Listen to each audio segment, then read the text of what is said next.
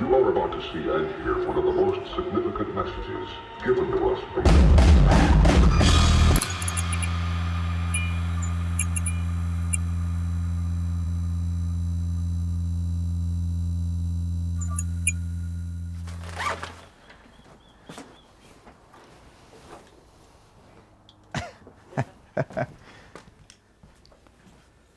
We finished in August 2020. I started my first record in here, but yeah, we had my boys in the band The Undertaking want to make a record, and they signed a deal to Solid State Records, and that honestly was a big motivator to get this thing finished. Got home in March of 2020, like the top of March when everything was shutting down. We blasted this thing out in like 4 months. So top of August, we were making records in here. Very proud of this space. I'm in here every day, obviously right next to the house, but this is like the first space I've ever had where I've been able to get people to come down from LA. We kind of knew the vibe was right, so if we built the space, hopefully people would want to come down here, and it's worked out great. Been able to make cool records, some photos from some of the stuff we've done. We got Hail the Sun, Wake Me, this was fun, record we did last year. Love those guys from Colorado. Solence, that was great. Swedes, they're an incredible band. And there's Pops. Hey, Pop. Representing. Always ready. Always ready. Called free gear. Is Yeah. My man.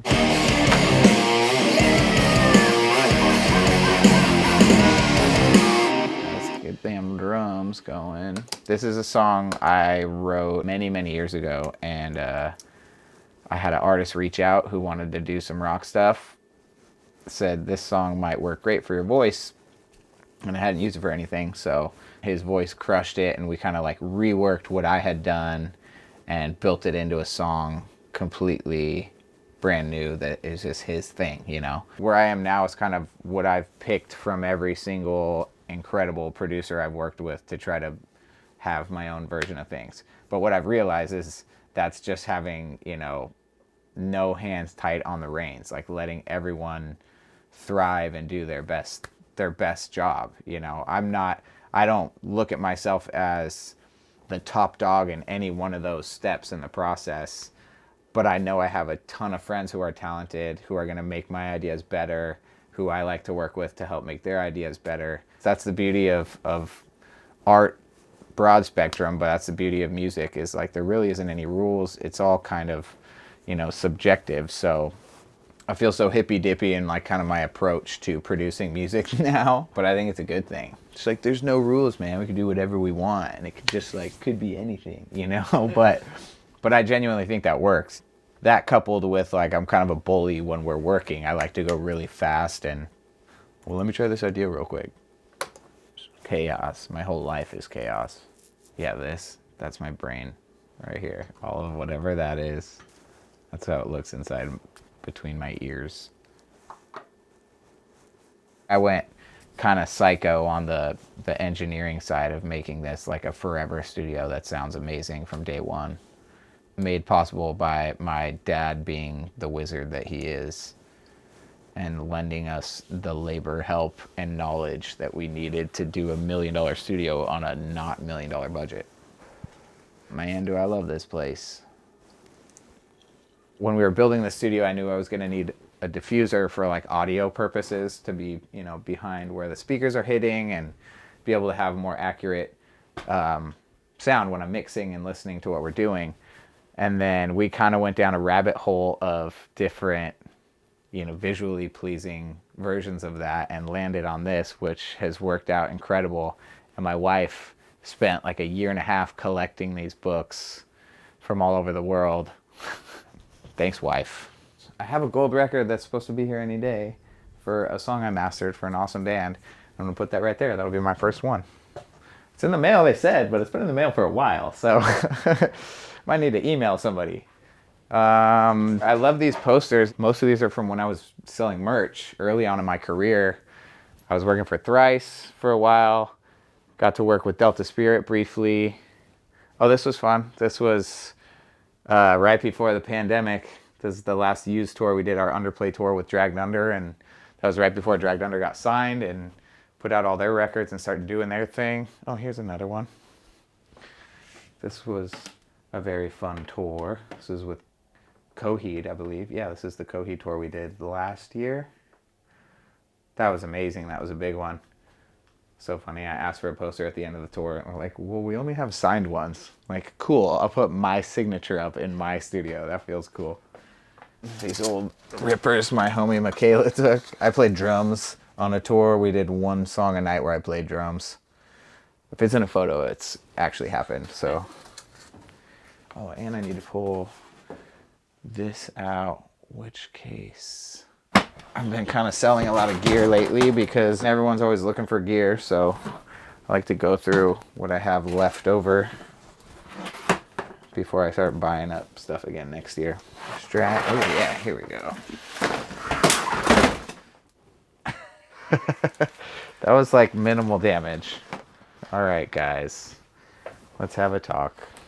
It's funny though, I'll pull out stuff to sell and like a guitar or a pedal or whatever it is that I haven't played in a year, and then I'll pull it out to play it real quick and I'm like, ooh, I can't get rid of this yet. But then like 3 years into something like that, I'm like, okay, it's time to let it go. Someone else needs this in their life.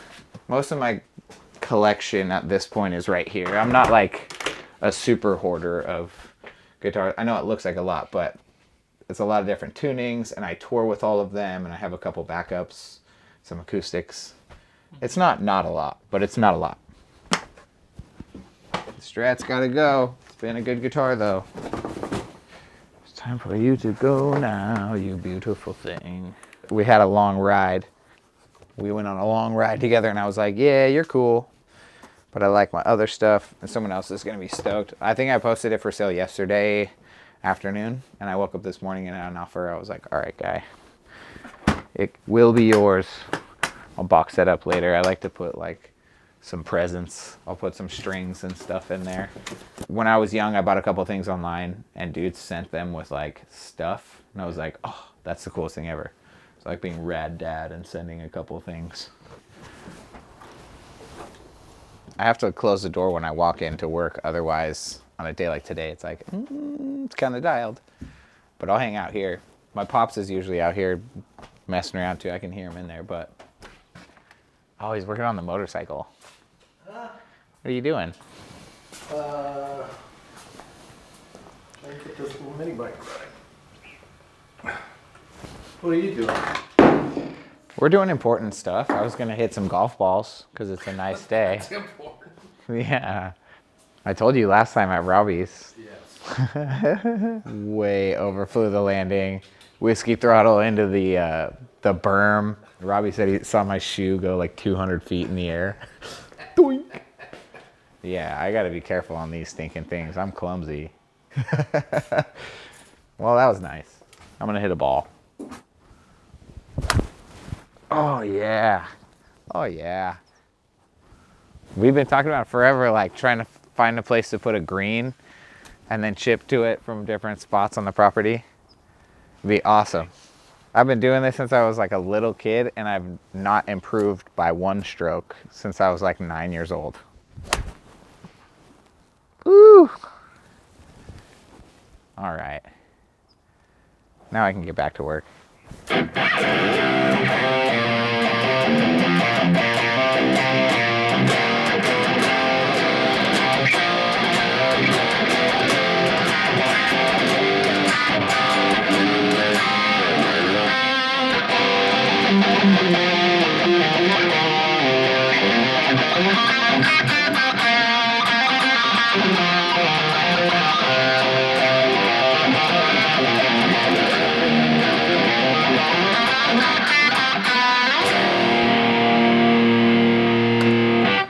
Different channel here. So I like go down a rabbit hole when I'm doing a song on these tones too, and each sound will make me want to play like a different type of song. Yeah,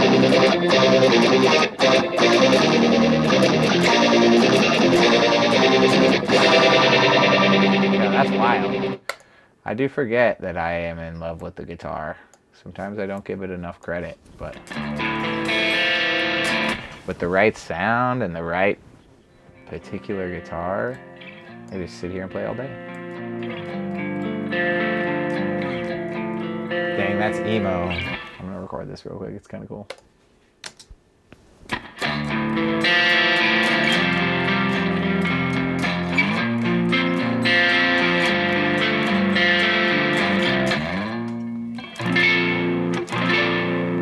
Cool. All right. Remember that one. That's like the perfect example is a random sound that I'll grab and then just start jamming. And it's like, oh, that's actually pretty cool. It's like coming from my brain, but it's not. It's like subconscious from all of the tools and vibe of the day. Friday, all right, Friday, you win. Bam. Yeah, it's all in there, man. It's been a great guitar. A Billy from Good Charlotte pick. Yours. Yours, new guy. Sick. Sorry, in my life I just kind of like bounce around and do a million things.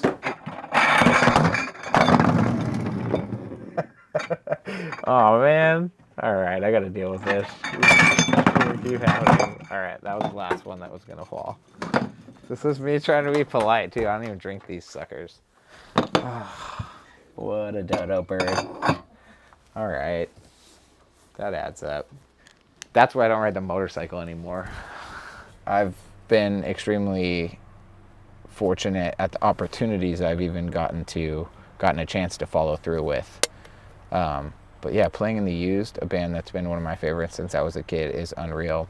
There's actually a video that I jam to sometimes when I'm getting ready for tour. It's a live video at Soma in San Diego.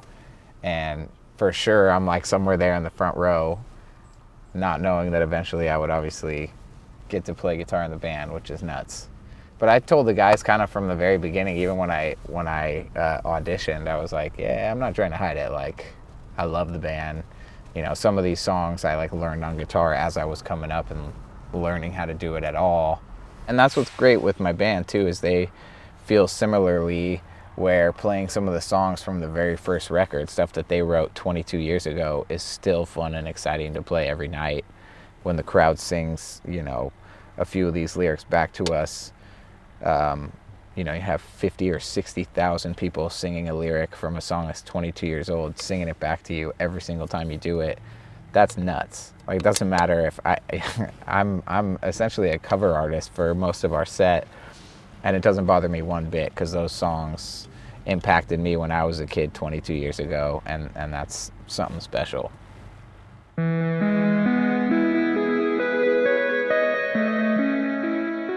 My wife has been insanely supportive when she really didn't have to be. Like, there's been a lot of my career over the years where it wasn't necessarily a profitable situation, and she never ever was like, have you thought about doing something else?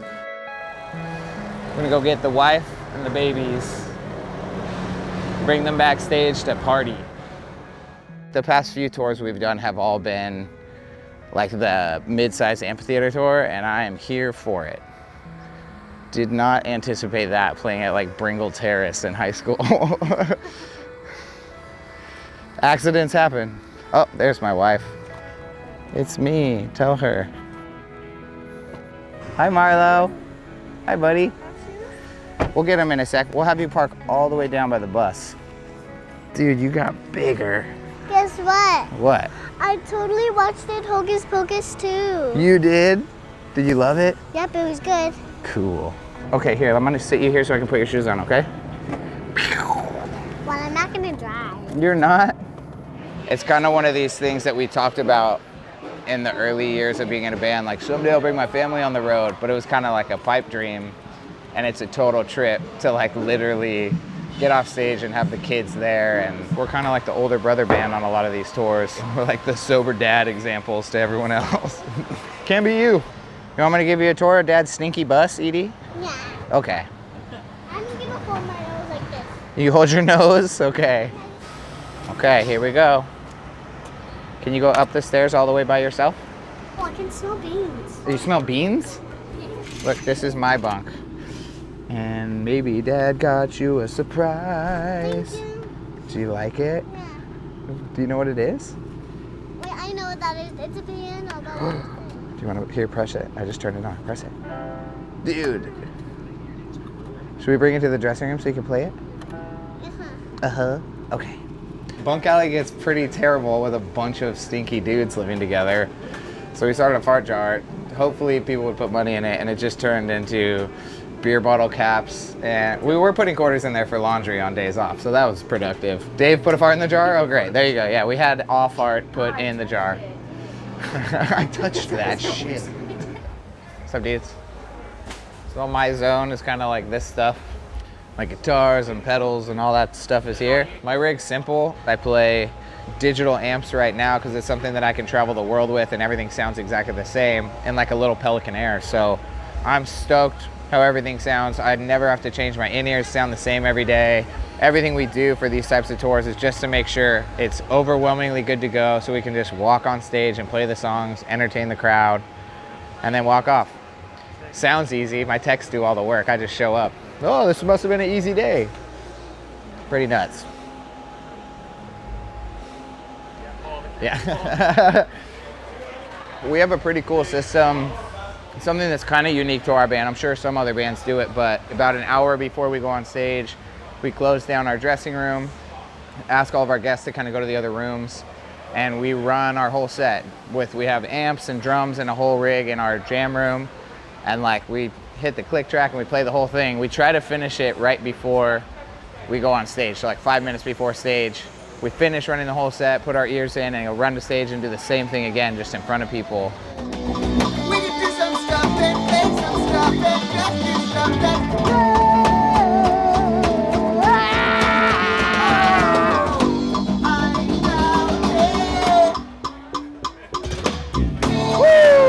That was a good one. It kind of alleviates any sort of nerves or you're just like already so warmed up. You already know, how how to do the parts. You already messed it up when you were rehearsing.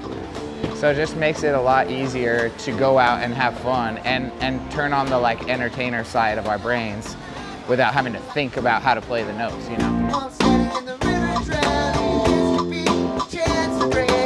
This could be my chance to say goodbye, yeah. Sure, better than that.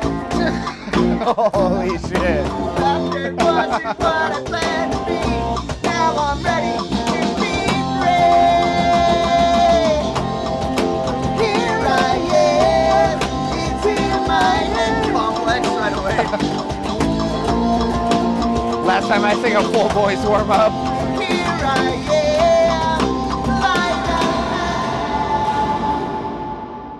When this opportunity panned out to play in the band, like biggest relief of my life, just for like husband pride to my wife, like, hey, I'm going to provide for our family that is now 3 days old by doing what I've done my whole life.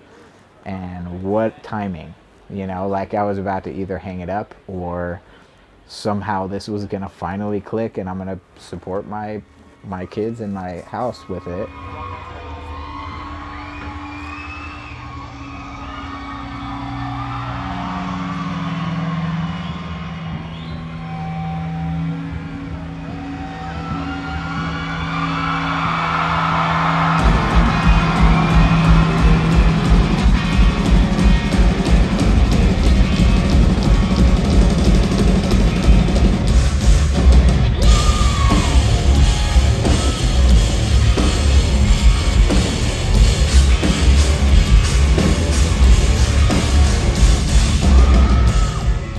Part of our existence is like live entertainment, and I didn't know that this is what I wanted to do, but I couldn't imagine doing anything else. I'm just like, it suits my psychotic personality so much, where getting my adrenaline level up there and trying to connect with thousands and thousands of people that really like, that can connect with the words you wrote in a room with your friends, it's the most bizarre thing.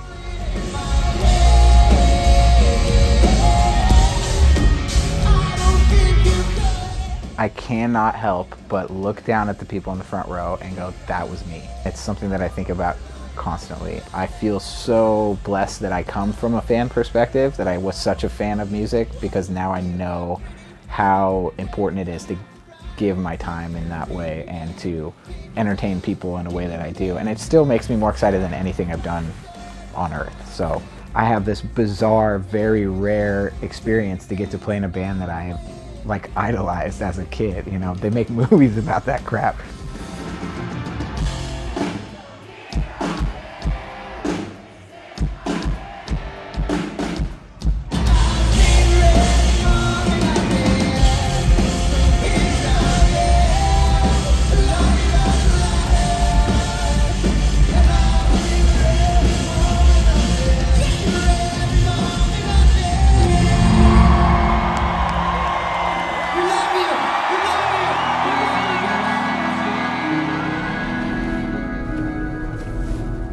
This freaking place. I think a lot of people come into it, if I haven't worked with them before, thinking they're gonna just go write a song in like a dusty studio, but I'll like force them to like, hey guys, let's go watch the sunset, and we'll go walk in like an hour of our day. They're like, what's going on? But then we get in the studio and the vibes are strong, and then we write something cool. And this is also supposed to inspire something that you wouldn't have done in someone else's room or someone else's space, you know? I'm saying 30% chance. It's my first Polaroid since shaving the stash off. Yes, sir. Oh, no. What's been so amazing about getting to be in the Used and like having this whole other platform for myself is I now get to work with artists that aren't just, you know, location specific. I've worked with artists from other countries in this space, and it's becoming this like kind of destination spot to come separate yourself from the rest of the world and, you know, catch a vibe and write a song that you wouldn't write downtown LA, you know, off a sunset. I've never anticipated getting the opportunities that I've been given. You know, a huge lesson that I'm learning in this moment that I've learned over the years is like my extreme lack of caring if I fail totally created opportunities that were way over my head that I somehow got to do and experience. You know, I've always been kind of this little brother, like, what's the worst that's gonna happen? They're gonna say no, that's okay. And I swear so many times people just said yes. And I couldn't have dreamed of ending up here, and I wouldn't have if I wasn't brave, I guess.